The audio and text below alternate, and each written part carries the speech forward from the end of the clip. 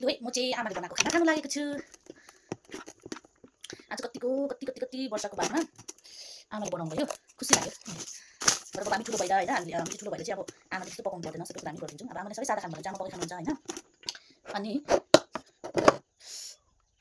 रोटीसँग चाहिँ प्याजको अचार चाहिँ कसलाई पसन्द छ, सुक्खा रोटीसँग चाहिँ आमा कतिको बात पकाउनु भयो, खुसी लाग्यो। लु फर्स्ट बाइट।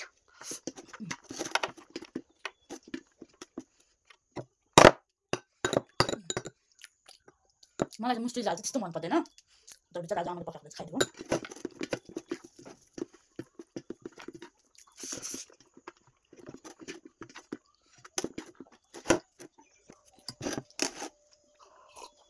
मेरो चाहिँ के पनि बानी छ भन्दाखेरि कतिको कस्तो हुन्छ कस्तो हुँदैन हैन। मेरो चाहिँ के बानी छ भन्दाखेरि चाहिँ मलाई स्पुनले खानु पसन्द छैन।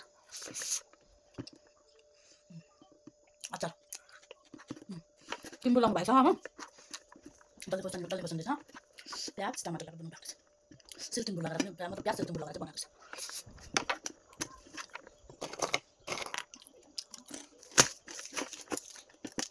आज चाहिँ सादा छ चिप्स चाहिँ, तिम्रो चिप्स आलु चिप्स किन भन्दाखेरि चाहिँ छोराले पनि खान्छ, आमाले पनि त्यो चिप्सहरू चाहिँ मतलब त्यो सलादहरू लगाएको छ। छोराले अलिक डिस्टर्ब गरिदियो क्या।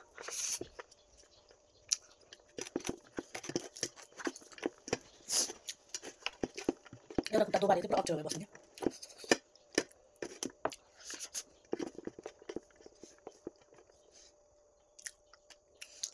साथीको जस्तो चाहिँ खाना रुच्ने छोडेको चाहिन्छ। अब अस्ति चाहिँ 2 तालसम्म खान्थेँ, कोही बेला त 3 ताल पनि खान्थेँ हो। अहिले त्यस्तो रुच्दैन। साह्रै सुक्खा देख्यो होला मेरो माम त। मलाई मुसुरी दाल अलिक पसन्द छैन। मर्सेमहरू भयो हो, सिमीको दालहरू मनपर्छ, सिमीको दालहरू मनपर्छ।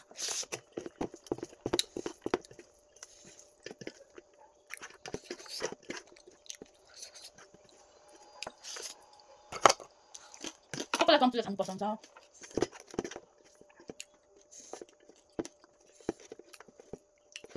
कसलाई चम्चीले खानु पसन्द छ र हातले? मलाई चाहिँ हातले छ। हामी 4 जना दिदीबहिनी हौँ। मेरो कान्छी बहिनीले चाहिँ कहिले हातले खाँदैन उले। म भर कोही बेला स्पुनले खान्छु, तर कान्छीले चाहिँ कहिले हातले खाँदैन। धेरै काम गर्छ हो भाइ, अब काम गरेको त हातले चाहिँ खानु अलिक घिनाउँछ, मतलब पसन्दै गर्दैन। सानोदेखि स्पुन मात्रै युज गर्छु।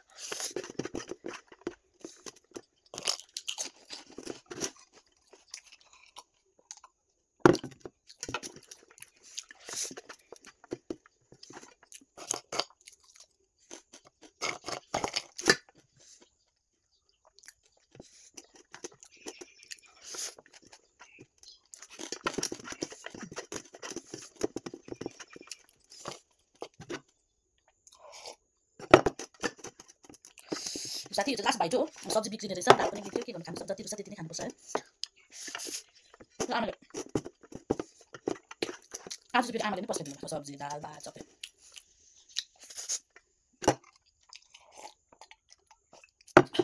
यो मैले त खाइसकेँ, सब्जी खान सकिनँ। सिम्पल मिठो राम्रो भयो। आमालाई थ्याङ्क यू भन्न चाहन्छु यही भिडियो मार्फतबाट पनि। मिठो सिम्पल मतलब मिठो लाग्यो।